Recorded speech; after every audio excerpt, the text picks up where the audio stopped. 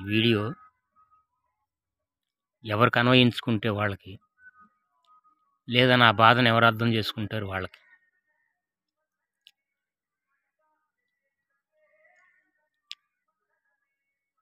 వయసు 60 ఏళ్ళు దాటినా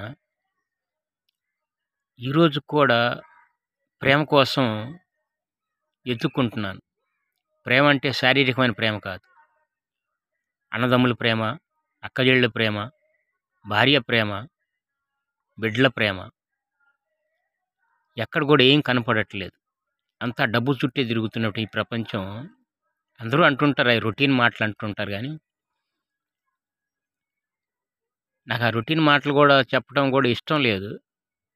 కానీ ఈరోజు బాగా విసిగిపోయాను జీవితంలో.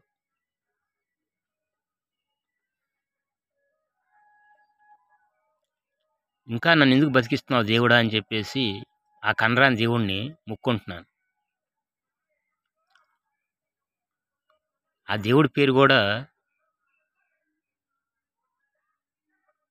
తలుసుకోలేకపోతున్నాను.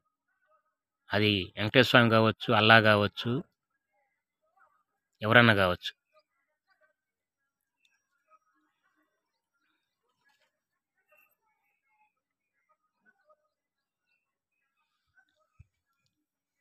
ఈరోజు చచ్చిపోదాం అనుకుంటే చచ్చిపోతాను.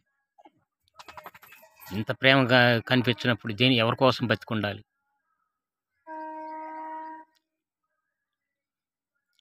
నాకు నిజంగా బతకాలని లేదు.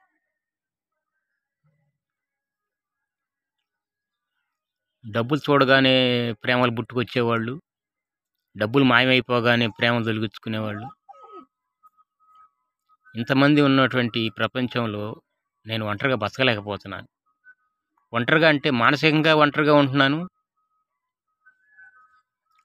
పక్కన ఎవరున్నా కూడా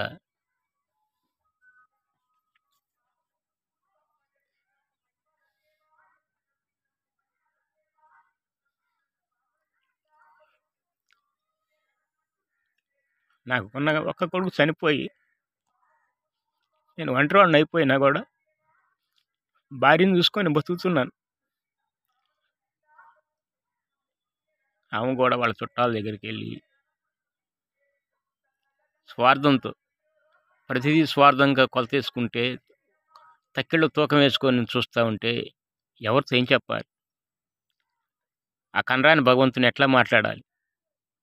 ఏ ప్రశ్న వేయాలి?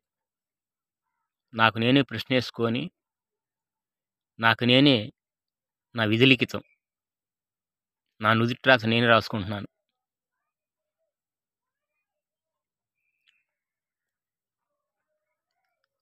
మనం సహాయం చేస్తే మాట ద్వారా, నేను డబ్బులు అడగట్లేదు, కనీసం మాట ద్వారా సహాయం చేసి ఓదారుస్తారని చూస్తాను.